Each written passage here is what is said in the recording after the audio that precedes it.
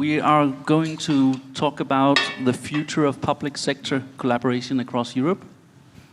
I would like to thank the panelists and also you guys out there. I am Rasmus, and I'm the Chief Executive and Secretary of the Danish Association, OS2, which in Danish is an abbreviation on public collaboration and open source. We are there to help the Danish public sector to collaborate and get value from and with open source.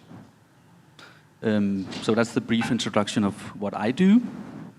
Today I'm the moderator, and my role here is to make sure everyone contributes with their knowledge and that we keep track of time.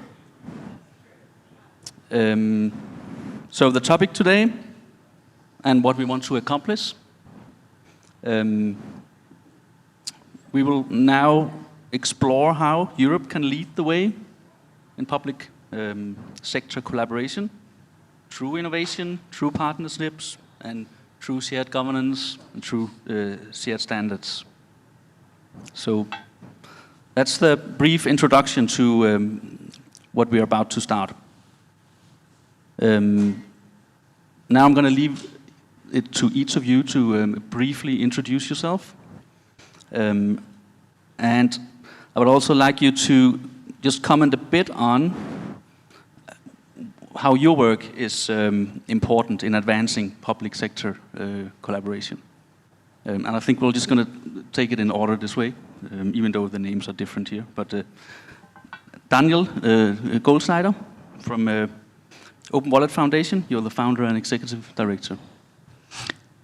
Yes, I founded the Open Wallet Foundation. We're hosted at the Linux Foundation. And I also founded the Open Wallet Forum together with the United Nations. And we think it's an interesting model because a lot of people will talk about multi-stakeholder collaboration. But a lot of multi-stakeholder collaboration feels like the private sector is throwing a party and then inviting a few guests from the public sector. Or the public sector is throwing a party and then inviting a few guests from the private sector. So what we're doing is really an experiment. We're trying to create a home that is perfect for the private sector and then a home that is really perfect for the public sector. But the magic will primarily happen between the two. And that's the goal between the Open Wallet Foundation and the Open Wallet Forum. Thank you very much. Then I'll hand it over to Emma Gariani from Dinum. I chose the short version. Yeah, it was okay.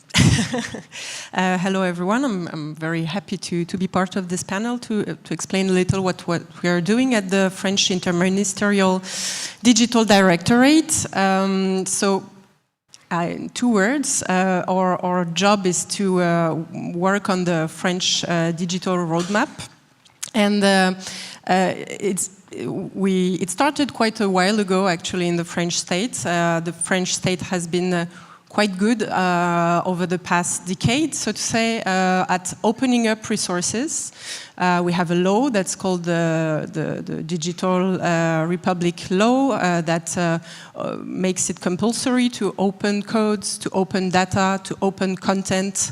And I think that now what we are trying to do at Dinum, in a context that has already been quite well described this morning, a new era of where digital matters have become a geostrategic issue, where open source is a norm, where communities also need support.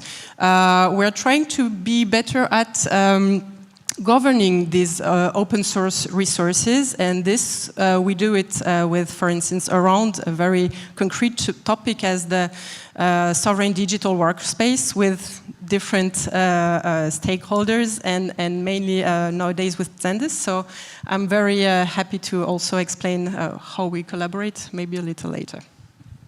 Thank you. And next in line is Jutta Horstmann from Zendesk. You're the CEO. Right. So a couple of words on Zendesk and how that fits in with the overall topic of collaboration. So Zendesk is a German abbreviation. It means this is the Center for the Digital Sovereignty of the Public Sector in Germany. And our mission is to ensure that the German public sector steps out of being colonized, of stepping out of the dependencies on proprietary software vendors, and that this is not only done because vendor lock-in creates like cost explosions and limits the means of the public sector to define how their IT stack should look like, but nowadays with the current geopolitical situation, it also means stepping out of the dependencies that lead to the like a severe dependency on the goodwill of the American government, and not being able to be blackmailed. And this morning we also heard that we gave away the kill switch, and that is something that we really need to take back and make sure that the government regains its agency and is able to act again, is able to regain its capability of fulfilling the basic needs of the state, to provide security to its citizens, to provide democracy to its citizens, and so on. How is all of this connected to collaboration? Collaboration in the end is the key here. Collaboration between all levels in the public sector, collaboration between the public sector and the private sector, and collaboration as a pattern that is best seen in open source, and making sure that there is a proper understanding of how collaboration affects the topic of digital sovereignty. This is something that we address at Zendesk. We provide consulting to the public sector, we provide services and knowledge transfer to the public sector, ensuring that the topic of open source and open collaboration is well understood.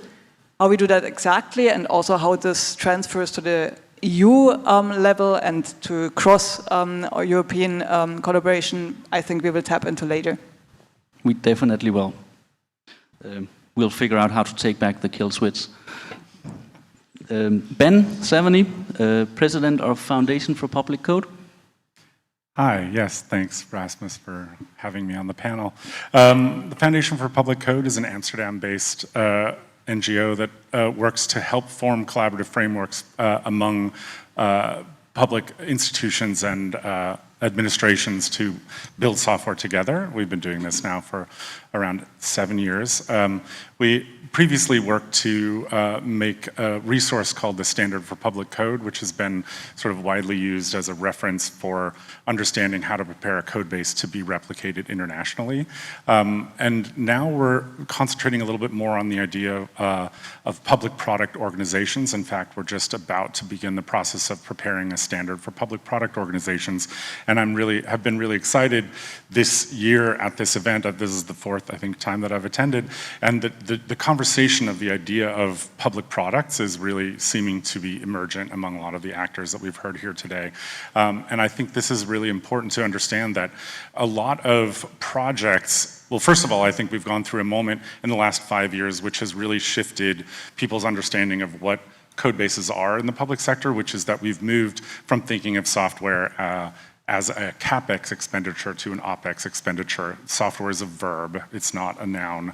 And so this idea that sustainability is something that is about creating continuous reinvestment in a product, and the idea that a collaborative framework is an activity that brings people together as a community of practice ongoing is a thing that we're beginning to, I think, internalize as a community. And the real way to create an actionable sort of next step in this regard is to say we need to understand what is an actual organizational vehicle that can serve as the repository organizationally for the results of this type of collaboration. Because a lot of times I think probably one way you could describe what we've been doing over the last 5 to 8 years has been, we're sort of the the doula of code bases that come out of the public sector. There needs to be a birthing out into another organization that can do international collaboration, because a lot of times when you see code bases that stay inside of the administration that produce them, they're often subject to administrative change, which means that the baby gets thrown out with the bathwater. The new administration comes in and says, "Oh, all these projects are canceled." Even if they're replicators, that can be problematic, because if the copyright is held by the administration that has funded the initial work, that sometimes leads to a dead end. So, also the part of what needs to happen, which we've seen in multiple situations, including some very large-scale efforts that involve multiple collaborators, is that there is no governance model established at the beginning. And so a lot of times when you come to the idea of what is the roadmap, who are the technical actors that get to decide where this thing is going, how does this achieve a level of organizational sustainability, that governance model, if it's not set in the beginning, can become problematic later on. And so the idea that as part of the beginning of a big granting cycle or the beginning of a big international collaboration, one should form an official organizational vehicle that is the holder of the product and can have official collaboration rules, governance models, membership models, financial models that will ensure sustainability for a code base well beyond its initial funding cycle. Thank you. So just to grab this word sustainability, and you already jumped into all the next topics. Perfect. So if we should look at emerging trends and challenges with the sustainability word, Daniel, what trends and what challenges will shape the future for public sector collaboration, in your opinion, with your knowledge about open standards and open source I think as an enabler? I think this is a really loaded question, because there are challenges wherever you look. So let's start simple. You are part of one standardization effort in one standardization organization. There's already a lot of collaboration that has to happen right there, right? Whether it's the FIDO Alliance or W3C or ISO, doesn't matter. There's a lot of work that goes into bridging the gaps between the people in that standard. Now, then you look at what's happening at governments. So you look at EIDAS 2, for instance. Europe picked two credential formats. The Department of Homeland Security also picked two credential formats, but one of them is different than the one in Europe. There are actually two parts that are competing here. So you have challenges within one country, within one ministry. Then you have challenges sometimes between the national level and the regional level. So for instance, there is a country north of the United States where the federal government has slightly different ideas than some of the provinces. So there are challenges here. Then, of course, you have challenges between corporations, because those corporations that are coming together typically are competitors, and they might have different views. So when you talk about public-private collaboration, it's very easy to say, yes, that's something that we want to do. It's really difficult to get all the players to the table. And I think one challenge, and I was starting to allude to that in my opening statement, is to say, well, where can they even come together? Because when you talk about, let's say, something that is important for digital wallets, for instance, is what are shared requirements for hardware? So in an ideal world, what would you want Apple and Google and Samsung to do in terms of biometrics on their device? Where will you have that conversation? Will you have it at ISO, at IETF, at the FIDO Alliance? And that's really what we're trying to do, is to create a safe space where everyone can come together and ideally find these solutions. And I think we need to recognize that we have different strengths. For some governments, multi-stakeholder conversation means I, as a government, dictate the rules, and I invite some people from the private sector to listen to me and what I have to say to them. And then I witnessed a meeting where a very powerful trillion-dollar tech company basically told the government, I don't even understand what you're doing here. We have figured this all out. You know, here are the specifications, just implement it. And neither of those, I think, is really collaboration. So where can we come together? Maybe you, Jota, or Emma, have an opinion on that, or Emma? Yeah. So you mentioned that we should all come together to think, but in a multipolar, more and more complex world, it's increasingly difficult to do this. Even in France, we are a centralized country, we have lots of ministries, and sometimes it's even difficult to bring them all around the table to achieve things. We succeed in this, but it takes some time, so it's even more difficult at the European scale, and it's even more probably difficult at a global scale. So, of course, we should not give up doing this. It's super important. But I think that we may also consider having another approach that is a brick by brick or a step by step approach. If I take, let's try to be concrete, if I take this example of what we're building around the digital workspace in Europe, I mean, at least between France and Germany right now. So we have different political contexts, organizations, partners, information systems, ecosystems, business ecosystems. But still we have one common pressing issue, which is, as you mentioned, Jutta, independence of our information systems in the current context, and or political members of parliament and so on understand this, and so we all have an interest to push this, and we also have the same use cases. So very basically, a public agent, whether in Germany or in France or in the Netherlands, has the same need to type, to calculate, and so on and so forth. And this is what This is what can bring us together, and this is a good start to build things. The second thing is that we also share principles, if not technologies, at least principles. So we share the will to provide public agents with a state-of-the-art product. We really want it to be usable and to be good, not only open source, because public agents, I would say the average public agent doesn't know what is open source. It doesn't really matter if data are protected or not. This is just daily work. This is the interest of governments to have open source projects and to have a digital, sovereign digital workplace. So we really share this. And once we have this, we can take our use cases, take our values, the fact that we not only want open source, but also want free software that embed our political preferences, European political preferences, and then we can start discussing. So this is where we need a political support, right? So this is why we signed a bilateral first, and now with the Netherlands, a trilateral agreement to develop this. So we have a political framework. And then we have expertise in the team, internal expertise at Zendis, at DNU, also in the Netherlands.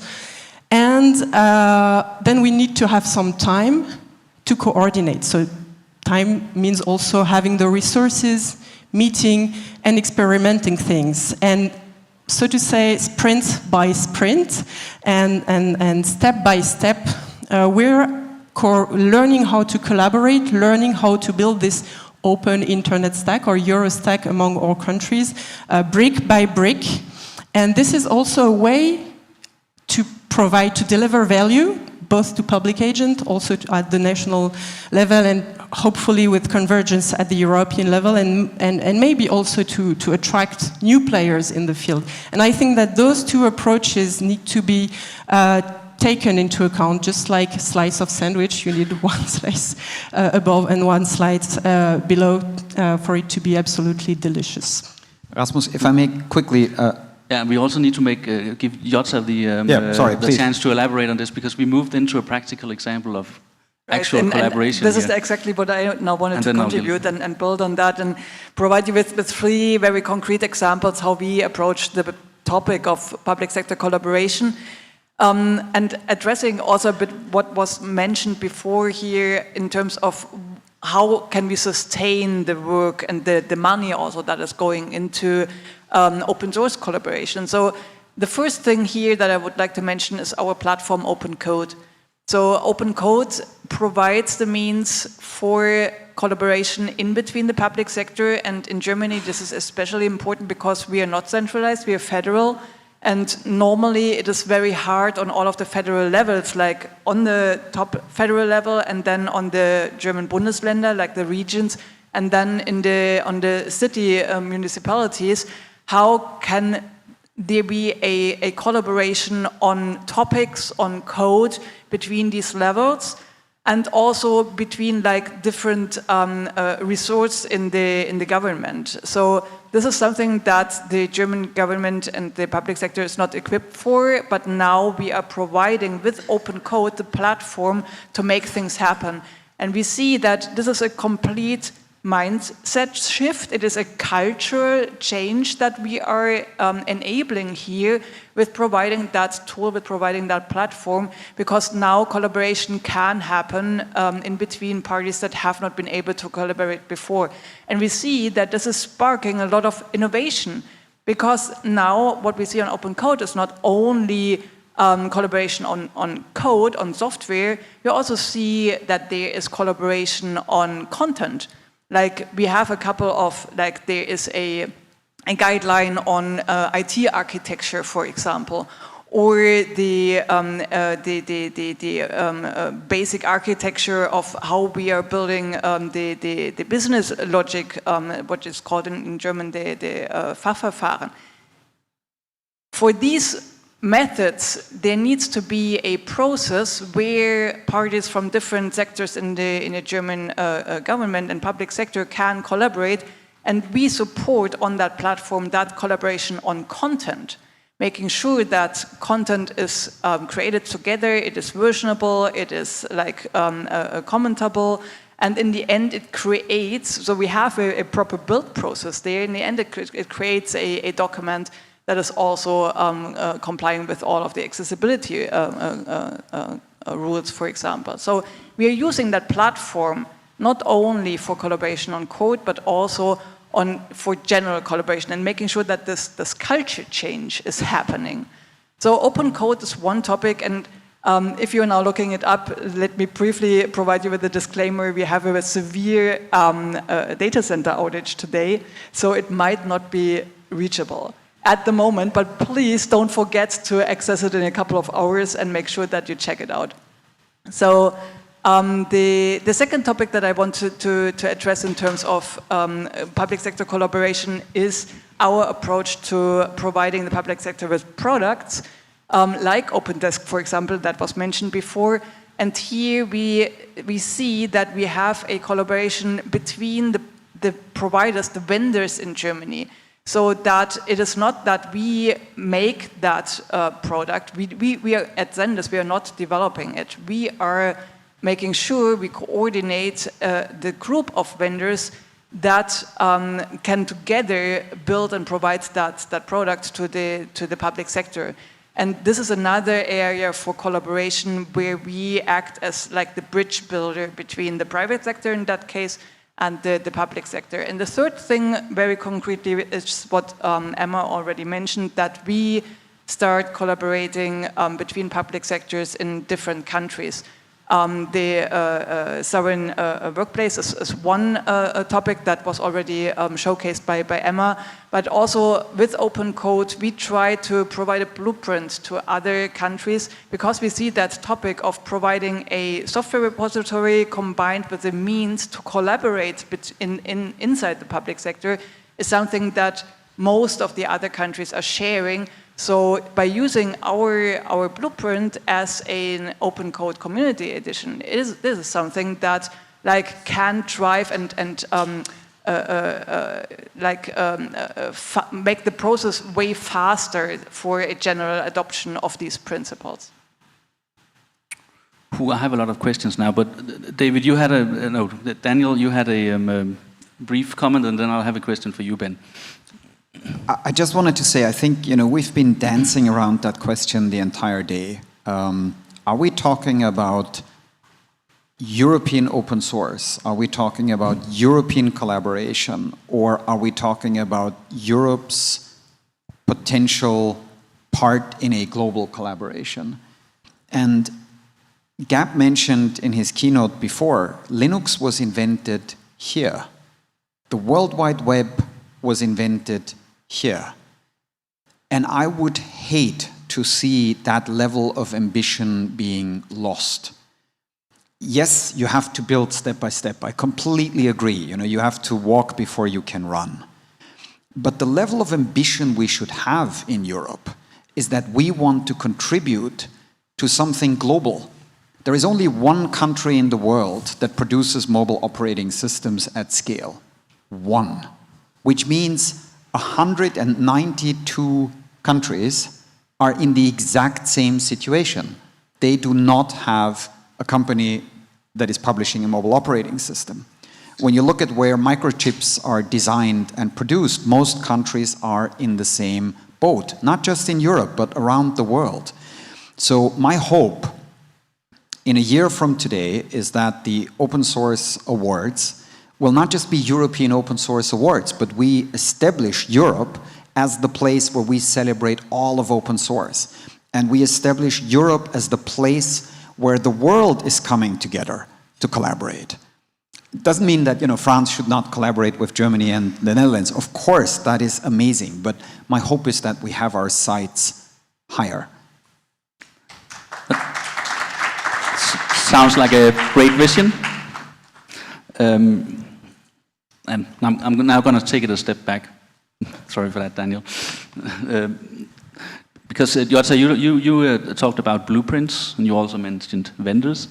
And I know, Ben, you work with a foundation that created the standard for public code, and you're working on a new standard. What role does standards like that Well, play?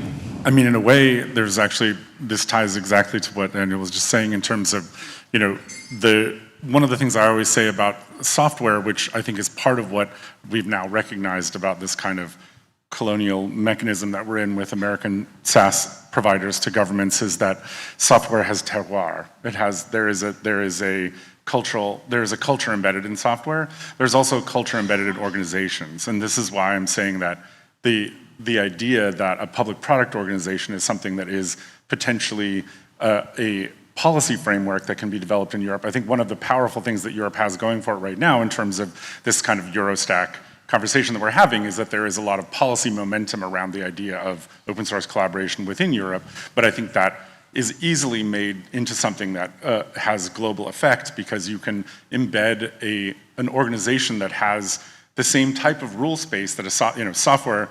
It sort of embodies a cultural sort of approach to a problem space, and an organization, a public organization, also embodies a cultural approach to a problem space. And so the idea that a public product organization has a similar, if you can, make Europe the sort of the place from which these organizations emerge onto the global stage as larger collaborations, then it allows you to sort of, embed this kind of normative understanding of what the value space is that makes Europe a good place to collaborate on things. And so I think the other thing that's really interesting about the way Europe approaches these types of collaborations is that, in most software sort of stacks, you have this idea of distributions. You have a common core, and then you have different distributions or configurations or builds that address different specific problems. And of course, this is also true with European policy, is the idea that you have a thing that's a common core, and then you have obviously the member states that all have their own implementation of that. And so I think there's kind of a natural affinity to the idea of creating a policy framework that creates organizations that are the natural containers of the code base that's being produced in collaboration. So the idea that, in some ways, this is what public code actually represents, is software plus policy as one stack. And this is like the idea that when you implement a piece of software in a government, you are also inherently implementing policy that has been embedded in that piece of software. So if you have something that's being replicated, you're also replicating a policy framework that is implied by its use. And so the idea that you have a governance model and a set of collaborators and a community of practice that represents an approach to the solution of a problem that has been implemented in software but also has a policy framework around it is very much, in some ways, the other thing that's about long-term sustainability is that you get into this issue of the implementation of technical solutions as more of a sort of mission-based situation, like a Mariana Mazzucato context, in the sense that the code base may change over time. You might not have, within 10 years you'll have a totally different code base, but the sort of framework that you've developed for technical collaboration between actors to solve a problem will remain. And so this idea that you have a living organization, because this really is the main problem I think we have in the open source community, is the amount of projects that die after their initial sort of burst of interest that comes from some sort of political context. If you don't build the vehicle that can go out and find its own sort of source of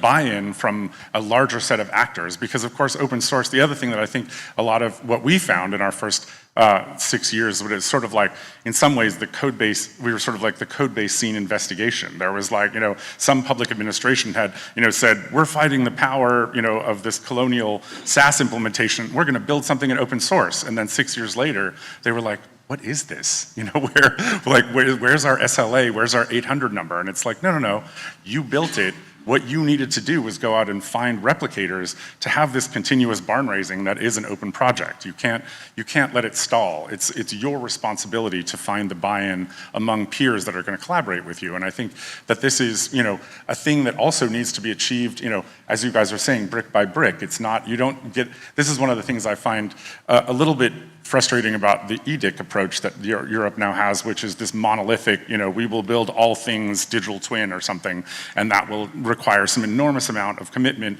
by member states, to sort of buy into a very large project. And I think that ends up with sort of a waterfall of policy and technology, whereas instead you need to have an ability to build something very small and go out and find the people who it's useful for and build a community there, and then allow that to sort of replicate outward in a way that's much more natural, where you see something like with DCDeem, where you've built something that's like useful and then it goes out in a wave across the world.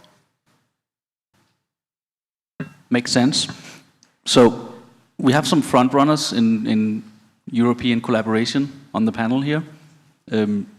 How do we make sure that we get everyone along, that we don't leave anyone behind, to achieve true European cross-border collaboration?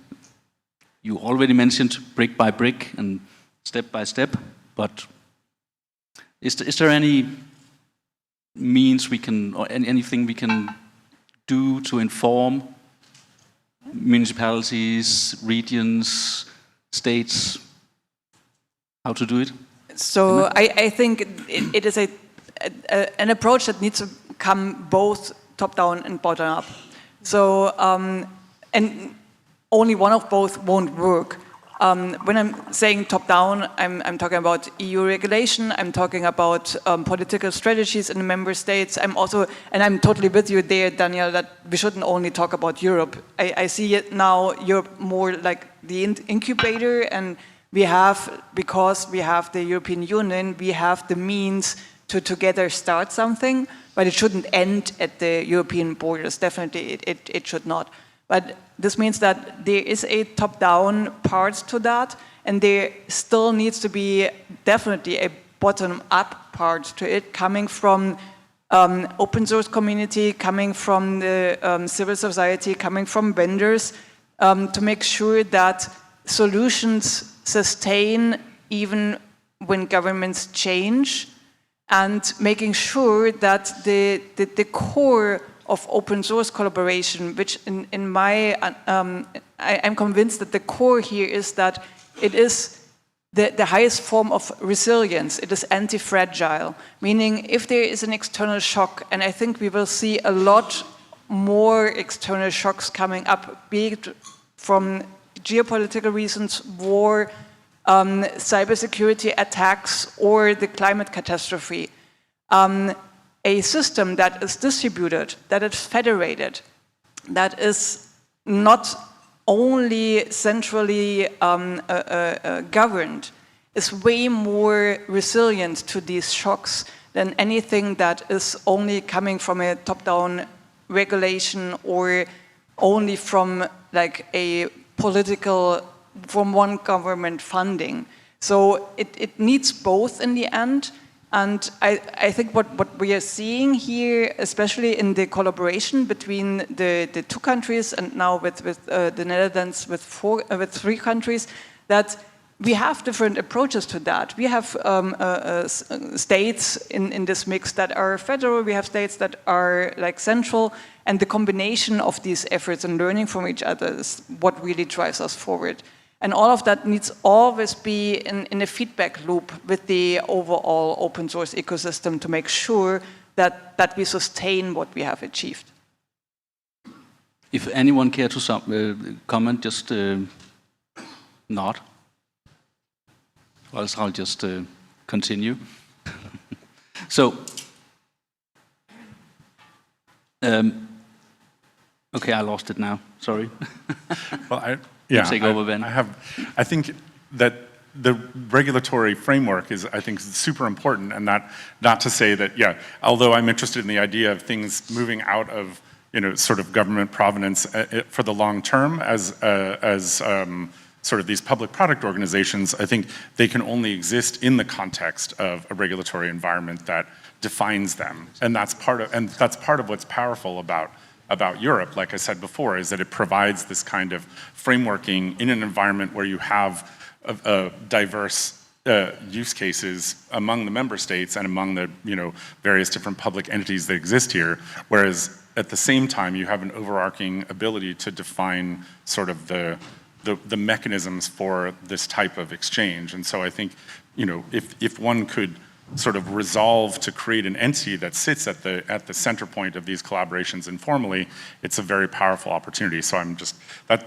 part of the discourse shifting to product, I think, has been really, really interesting for me, because it definitely foregrounds the idea of these things as separate entities from their creators. And I think that actually is really empowering for the sort of continuity of the ideas that are generated in these projects. So, and I'll hand it over to you, Emma, but after that, I would like to explore what the vendors' role in this are also, because you're talking about products, Ben. So, Emma first. Oh, you brought slides? Yeah, so there is some, my team is asking me to do some advertisements, because we've got great stickers, so you may want to have them, that celebrate actually trilateral cooperation around a bretzel, some cheese and a baguette, right? So if you want these wonderful stickers, thank you, Virgil, please come to us, and you'll have them on your computer. Jutta, there's one for you. I just wanted to come back on the EDIC, because I disagree a little, but I would love to have a deep, continue the conversation on this. If we want to embed everyone, to involve everyone in the EU, it means involving many more countries than 3 countries or 2 countries, and there's a very high cost of coordination for this. Because, as Jutta rightfully said, we're very diverse in our unity, right? And I think that if we want to achieve good governance practices at the EU scale, at some point, we need to have entities that bear the cost of coordination between member states and vendors, between member states and communities, to have an open forum that also may animate, that may support discussions and projects that we need to continue, whether around digital workspaces or around open internet stack. that we need to continue to support in the EU. And in this sense, we really strongly support at DINUM and in France the initiative around the Digital Commons EDIC, and we share thoughts with many member states around the necessity to have it. Can I advertise something as and well quickly? we're running out of time now, so... Yeah, so just very quickly, I don't want to advertise a specific project, but I want to advertise an ethos. You know, when you go to FOSDEM or when you go to the Kubernetes project, this is to me what open source is. Open source is something that belongs to the world. Everyone, everywhere can contribute. Coordination is something that happens through the community. It is the beauty and the promise and the very premise of open source. And I think we are really looking at open source in a childlike way in Europe. If we're trying to limit it to basically saying, oh, you know, we're putting it on open code, we're putting it on GitHub or wherever we were putting it, but it is not that idea of collaboration where everyone is welcome that is interested to contribute. And of course, if there are different ideas, then people fork it, but that's part of open source. You know, we have those tools, we have those mechanisms, and I think Europe can play a leading role by galvanizing people to be part of that global discord, rather than to say, oh, let's create a project, you and me together, and we call it open source, and then maybe we invite someone from back there. I think the premise should be the exact opposite. The premise is everyone is welcome, and if you do something really bad, if you do something that jeopardizes the project, we will kick you out. But we start with the premise of everyone being welcome rather than the premise of you and me together and, you know, maybe we invite someone else. So can we do this as a true or real open source project, like a open source community work? Hell yes. And is the vision for the future that we bring every public servant to FOSDEM? Maybe. I think that there's some room between. It's interesting to have had the sort of the defense of the edict and then like everyone everywhere kind of thing, because there's sort of two poles in this, like we will have one giant organization that is the way to talk about, you know, digital twins or whatever it is across all of Europe, or we'll have like every individual that is, you know, gets to define the way that they participate in that. And that's why do you say or? Why don't you say and? Well, I mean, it is an and that's sort of where I'm going with this, is that it's sort of, I think that the, you know, there are almost like two scales of actor. There's the framework in which this happens, and then there's the ability to come and participate. But I think that that's part of what, you know, in some ways the edict is a way to create this almost the medium in which these other things take place, the participation takes place. And so if one can, you know, again, Europe is always about creating these kind of field effects of whether it's regulatory or sort of providing of rights or, you know, this type of function, then within that is this ecosystem that can flourish as long as sort of it's about, and to me is a very technical way of thinking about it, is it's about rule spaces and the ways in which things can sort of operate inside of those to become like larger organisms, larger ecosystems. So a quick one, because we have to wrap it up now. There's 10 seconds left. Yeah, regarding the whether we should take the public sector to FOSDEM, while that would be an interesting effort, I think that's not the key here, because we need to get that thinking into the public sector. And that is something that we at Zendesk are focusing on to make sure that there is this cultural mindset switch. And that's rather, I think, the narrative that we need to spin and make sure that the general understanding of what collaboration and what open source collaboration means gets its place in the public sector, which is a cultural change. Thank you. I think that's a beautiful wrap-up that we can all leave with. Go home and work on that cultural change and change of mindset. Thank you to our panelists, Daniel, Emma, Jota, and Ben. And that's it. you.